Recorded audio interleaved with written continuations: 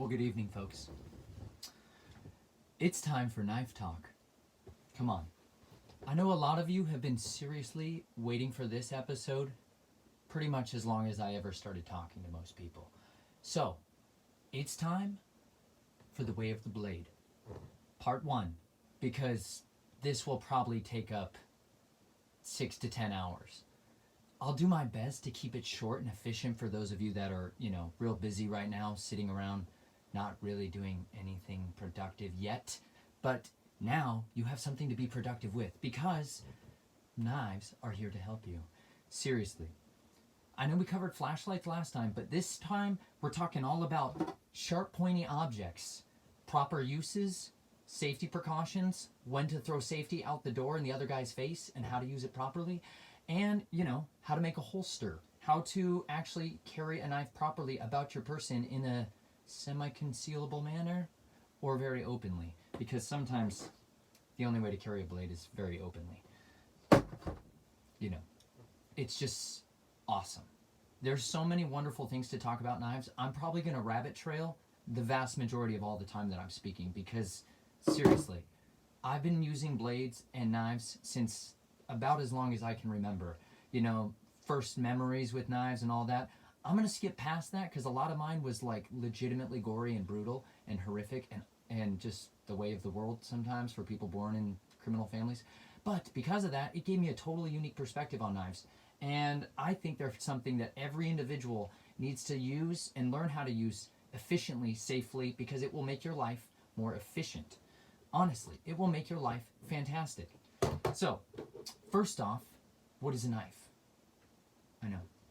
It's like a piece of metal with sharp pointy ends on it. Well, fundamentals of knives have to do with some really, really important factors like, oh my gosh, I'm touching the knife area, but I'm not getting cut right now. That's because there's a sharp edge almost always only on one side of every single knife. But some knives, special purpose knives, like this one, have two edges. Edges are the part where the sharp steel is driven and basically buffed down and sanded down to a fine edge. And that edge generally has almost two shoulders, like a mountain peak. And because of that, we're going to be talking all about how to maintain your edge and how to keep a very, very sharp edge. Because if you don't have a sharp edge, you have a dull knife. And if you have a dull knife, you have a horrible life. And I'm serious. Knives are here to make your life better. They're not going to make your life all the way better, but they're going to make your life a lot better. And dull edges are dangerous. Then a knife is very dangerous. But otherwise, a knife is just a good tool. And every person should carry good tools on their person, remember? That's the whole point of this series. Let's talk about more pointy things. I'm probably just going to start pulling knives out all the time. If you know me, I do this anyways. It's just kind of how I pass the time. But knives have a few different kind of styles that you're probably going to be interacting with. All of them, though, have the edge. An edge is what does the cutting part of the task. That would be the business end. Edges, if you notice, we'll see if I can catch that light in a glint or a shimmer. Edges are the area that's been polished down to a fine edge, and this metal comes together at just a very fine peak, and that is where actually the material that you're going to cut meets the knife. But then all this metal behind it is really what backs up and supports the knife, and that's the body of the blade. This is the meat and the potatoes, and if your blade doesn't have as much body, it can't really necessarily hold up to as much hard use or hard labor. And so knives come in a few different styles. Some of them have steel running all the way from the beginning to the end, because every knife that also has an edge has an area that it is attached to a handle with. The handle is really important because your hand needs to hold the knife safely and efficiently every time you give it. Some handles are big. Some knives have things on the outside of their handles like this. These are called scales. Scales are like pieces of different material that go, maybe some are really, really hard. Some are like almost fabric material, like stuff called micarta. This is G10. G10 is like almost a resin that's been made to just hold up to a lot of temperature, humidity changes, and be grindable and sandable and basically hold its shape for long periods of time. They are attached to the handle, so you get a good hold in your hand or fills your hand nicely. Other ones have no scales at all. They're just the bare steel. Like, this is a little karambit. Oh, I'm just going to get so excited here. I'll wait for karambits. Karambits are definitely in that other category of knives. We'll talk about philosophy of use for karambits a little bit later. But this one, if you notice, has none of that. It's very thin. It's very flat. That's the whole, all of the knife is right there. But almost all knives are going to have some kind of material on their handles in order to give your hand a better grip on the knife. Because if you can't really hold on to a knife, it's really serving no purpose. And it's just going to end up in somebody else's hands. And your knife should never end up in anybody else's hands unless you intended to go there. So, some of these knives I personally made, like this one, out of a piece of flat steel. Not really. It was a curved truck spring. Shout out to you, Brian. This was something I made in a day in Canada because I always leave the country when I make knives. Note to you, consider it. Canada's wonderful. Their gun laws are horrific, but their knife laws are generous. That's awesome. So, knives have all kinds of wonderful things. This one, if you notice, has a different shaped edge. It's got this curve to it. Others have curves going the other way. If you notice, the blade's shape is going to tell you a whole lot about what it's what it's intended to do, what it was really made and designed to do, or what it was designed to do most efficiently. Every knife shape is really important. And when someone hands you, your basic pocket knife or a folding knife, they have generally a somewhat upswept blade, and they're going to be in a size from 2 inches up to 3.5, 4 inches. Most knives that people carry every day are in that kind of size class. But some knives are really big. Some knives are really, really, really tiny. Like said tiny knife. This is a lapel knife, which is, okay, this one's actually not made of metal. And that's for another purpose. Some knives aren't even technically made of metal. And that's for other reasons. But this has, we'll get there. Sorry, I get distracted. Some knives are very tiny.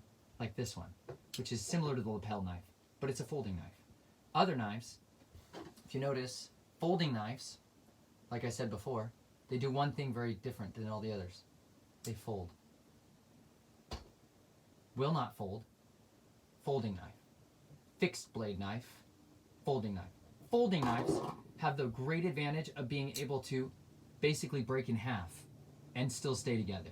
That's fantastic. But because of that, they have some limitations. Like, they can also fold in half and cut your fingers off. Seriously. Dallas, you know what I'm talking about. There's a lot of folks out there who've had knives in this little liner right here. You see this?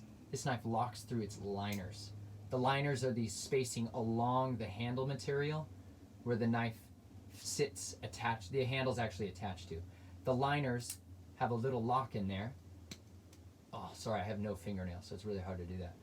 But the handle opens up, and then that bar locks into place.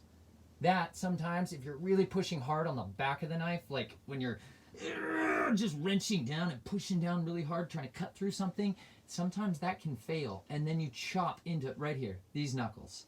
Bad day. Most badly. Other knives, like my favorite everyday carry pocket knife of all time, the Spyderco Paramilitary 2. There's a one which is giant, 4-inch blade. I'm uncomfortable with 4-inch blades. I just gotta be honest. We'll get there. This knife has no liner lock, no liners in the same way as the other one did. It just has the G10 handles. Great material. And then the locking mechanism is on the back. Brilliant. See that? Wonderful thing. And I can use my pointy finger, to drop the knife back into position. Safer. Much more likely that I am not going to cut my fingers into pieces when I put this knife away. It's a brilliant locking mechanism that actually holds up way better than the other styles that are out there. So, shout out to Spyderco. I love their knives, guys. I lived near their factory for a while. This is the only factory knife I ever got that was made in the USA because they're also very pricey. And I don't make a living selling knives. It's one of those dreams of mine, but it's just not come to fruition yet. So, knives, folding knife, wonderful purpose is you can put it in your pocket. It's easy to drop into your pants and or your shorts or your underwear. Seriously, like this one is pretty much custom designed to fit in your underwear very discreetly, and it has a nice deep carry pocket clip because a clip is what holds your knife into your pocket or whatever else. This one is kind of designed to discreetly tuck away on that flap of your underwear. It's very thin. This would be kind of like a backup knife because you can never have enough knives, right? Each knife serves a different purpose, and some knives just need to stay backed up. Other knives need to be pulled out and used with regularity. Other knives need to cut the limbs off of trees with. Backup blades are important, but we'll get there. That being said, fixed blade knives are pretty much one of my favorite things in the history of all the world because you need a fixed blade knife more than you need a folding knife. And I say that even though most people generally won't carry a fixed blade knife, and that's a terrible mistake because a fixed blade knife will never fold in half and cut your fingers off. Seriously, guys. Fundamentals. If you're using a knife hard, which sometimes you will, like really hard to cut through something that's really big and tough, and you need to use it immediately and it not fail you, like you need to depend with your life on that blade because knives are dependable, but super, super important for you to use a fixed blade knife, guys. It's nice how tiny and concealable this knife is. It serves a great purpose, but I can't wrench on this knife hard. This is a Boker Black Lightning. Shout out to you, Jack. Fantastic choice. This is a great little knife. This is not a knife that I want to rely on all the way to use it in a hard, tough, brutal situation. This one is like super outrageously thick, dense, made of things that trucks used to sit and ride on all the time. I could pretty much pry open a car door with this. I can't confirm or deny that I've ever done that in a situation of horrific violence. But if you need to, car accidents happen, right? And sometimes you can't go get your mini pry bar that you carry on your keychain, you know, because you're a prepared, squared away individual. Sometimes you just literally have to use your knife for whatever the situation dictates. There's another class of knife altogether. Sorry, I have a table just full of knives. It's a good day. But, hold on. If you're watching this right now and it's live, or if it's not, check out the Holy Hand Grenade. He's a channel I'm subscribed to on YouTube. I'm going to be going live with him in about 15 minutes, talking about very different things necessarily than blades. It'll be a little bit more about my book, my story, my life, and, of course, the virus that's running rampaging and turning the whole world inside out. These are other things we call multi-tools. Multi-tools are a way that you can carry knives about your person in such a manner that you can always refer to it as a tool because it's called a multi-tool. There's tools all over this thing. This is a Leatherman OHT, meaning like one-handed tool, which is smart because most of the time you only have one hand available. And this one has knives placed all over it, like this. This is a saw blade knife. Not really for sawing through serious stuff, but those blades, lots of little tiny blades, are called serrations. They are there to saw through things like fibrous materials such as wood, trees, branches, vines, rope. But that's just another blade that's used more so for like safely cutting through things, pulling style. It's great. I just generally don't safely cut through things pulling style, except with this knife.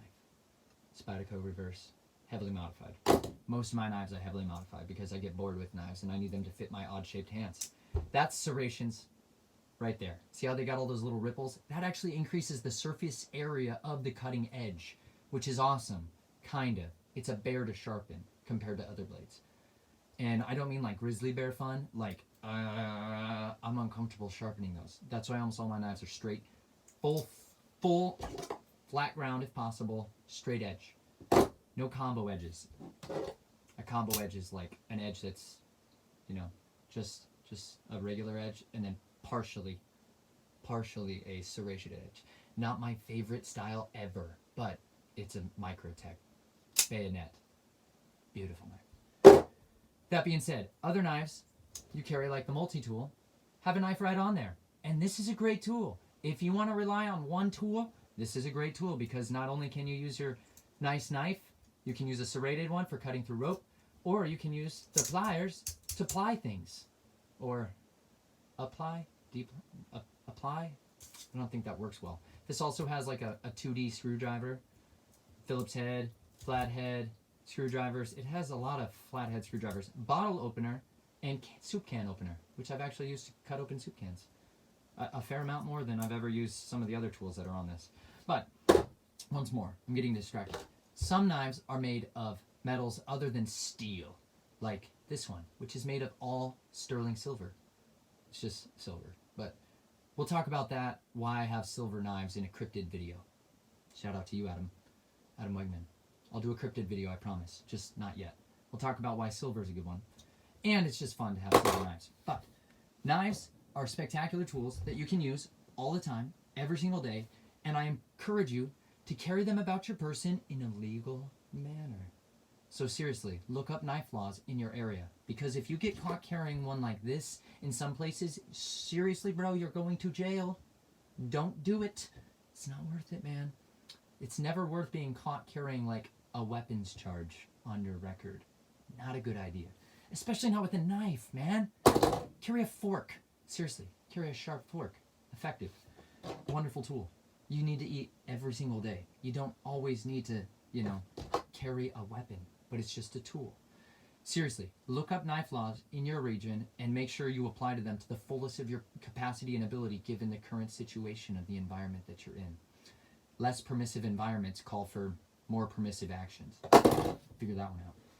Once you do, you can write me an email and let me know that you have arrived to level 2. All right, back to it. Fixed blade knives, they need something to go inside so you don't cut your hand or your pants, because generally you wear them on your pants or about your person in various ways.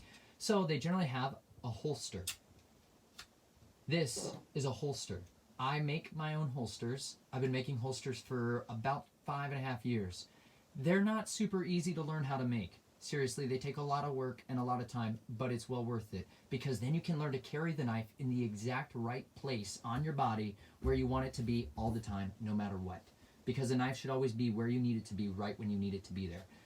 That's like rule number 1. The knife should be where you planned on it being and put it. So like I can put this on my pants. Oh, that was hot. I can put this on my pants in just that place and it'll always be there. Because I use a really good clip. This is a Spyderco G clip. I'm very biased on this clip, guys. The best clip I've ever found for my uses and needs, generally. I also have other kinds of clips. Clips are ways to attach to your clothing, your pants, your belt, which you should wear a belt. If you're going to wear pants to carry your flashlight, you should have a belt to hold your pants on, and on that belt should go a fixed blade knife. Always. It's amazing. Carry it. Use it properly. Once again, carry a knife. It's going to change your life. I'm serious about this, guys. Try me. Try me. If you've not carried a knife, I'd love to hear from you. If you have questions about things about knives that I'm not covering in here, email me, snatchedfromtheflames@gmail.com, and I will do my best to answer them. But that being said, this clip right here, Spyderco G clip, amazing. It goes right through your pants if you need it to. Even if you're just wearing gym shorts, seriously, or like swimming trunks, in all my like Nature Nate videos, because I've always got a knife strapped on. It survived me in the ocean. Lots. This one, my Spyderco, my faithful Spyderco, has survived me going in the ocean and diving with alligators. Check out Nature Nate. Alligators, manatees, big sea cows, wonderful creatures. Love them. But that clip can go just on your gym shorts, just on your underwear, or your softy pants, your comfies, your home comfies. I make my own holsters so they hold my knife in the place I want it to be and it doesn't fall off. That's really important. Holsters are attached with different mounting materials and brackets and all kinds of stuff. I'll have a whole video on holsters because it's super important. I will also have another video all on sharpening your knife, because a dull knife is a dangerous knife. And it's seriously stupid to carry one improperly. Seriously, don't carry a dull knife. It's literally not worth being there in your pants. because you'll count on it to cut something one way, and then it'll cut your hand off. Seriously. Kind of. It's pretty tough to cut that all the way off. This is the Spyderco Triangle Sharp Maker, trusted friend of about 9 years of mine. We're going to have a whole video on how to sharpen your knives properly and why you must sharpen your knives. Don't just buy another one. I know there's a lot of you out there that were just like me, who, when like your knife got dull, you know, the $20 Kershaw that's almost always in your pocket, you just went and bought another knife. I know it because I've seen your guys' collections, and they're almost always like dull, cheap knives. Just have a really good quality, one or two good quality knives that you learn to spend some money on a good sharpener so you can keep them as sharp as scary sharp. Like super scary sharp. Let's just talk real quick about what scary sharp means. Scary sharp means don't necessarily cut your arms. This is probably not a good idea to teach you how to check how sharp something is, but it's a really fun way to prove a point about how sharp your knife is. Don't do this unless you practice doing it, like, a lot. But I've always shown people how sharp my knives are this way. And, oh, you hear that sound? Did you hear it? I don't know if you heard it.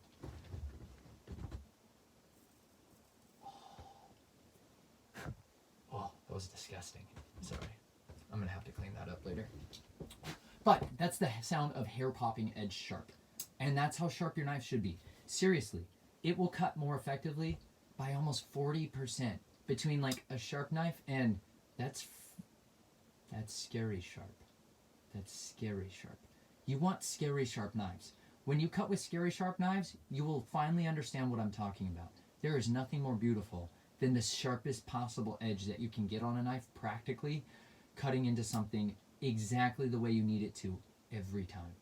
Because of that, knife maintenance is as equally important as having a knife. If you're going to have a knife, you must learn how to maintain it. Let me show you a knife I haven't maintained all the way well. Because I grew up in desert climates only, and then suddenly I, bought an RV and began to travel around the entire country into humid climates. So some of those, I've developed rust. There's some guys out there who I'm going to hear from who are going to remind me what a failure that was. I failed to maintain this blade totally, but I think it's just an awesome patina now. Kind of. But the edge is still scary sharp. Rust eraser. This is how I'm going to scrub off the rust, ideally. Or I'm going to acid etch the entire blade and just go with it. So rust happens because some steels have a higher carbon content and less molybdenum, chromium. All these different additives into steels which make it not rust or make it stainless. And other steels that are higher carbon are going to rust. But then there's some knives that generally don't rust, like this one, which is the only custom knife someone has bought me. My wife bought me this knife. It's wonderful. It has a hawk and an eagle on it. If you didn't know that, that was the sound of an eagle, kind of. This is a guy from a country far to the east who makes wonderful knives. His name is Marco. I think he's on Etsy, something like that. Wonderful knife. I love it. It's a moose antler handle, and it's beautiful. It's moderately artistically expressing how awesome eagles are. And then this is kind of acid etched. Acid etch is where you use acid to eat the blade just a little bit to make pretty patterns like this. This is... Oh, I'm so distracted. I'm sorry. But that is basically a moderate crash course on knives. Knives with one edge, knives with two edges. This knife is a very particular kind of knife, folks. We'll get to that also. Sharp pointing objects. Fantastic for your health. Not always the best for others. And that's why you should carry a knife, because sometimes you need to prescribe a dose of not a good idea, and they need to take it immediately. So I hope to be able to teach you all a little more lessons as we go along here, but that's my crash course for the evening. I look forward to talking to you more about knives and sharp, pointy objects, and teaching you and your family and friends how to use knives and use them funly and effectively, and, just to have a great time. Because having a knife will also make you have a great time. This is the reminder for each and every one of you. Hang in there. Be bold and courageous. Be fearless. And don't forget that the sharpest sword you will ever encounter, and the sharpest knife, is the living and active Word of God, which pierces through the bone and the marrow and is the discerner of the thoughts and the intents of the hearts of man. So, if you really want a sharp knife, check that one out, study it, and then you should somehow figure out how to acid etch it onto your blades, because that's fantastic. Needless to say, I hope you enjoyed this. Be courageous and fearless and devoted to the power of peace and truth, no matter what. If you have a cloak or two, sell one and buy a sword. Seriously, buy a sword. Have a fantastic night.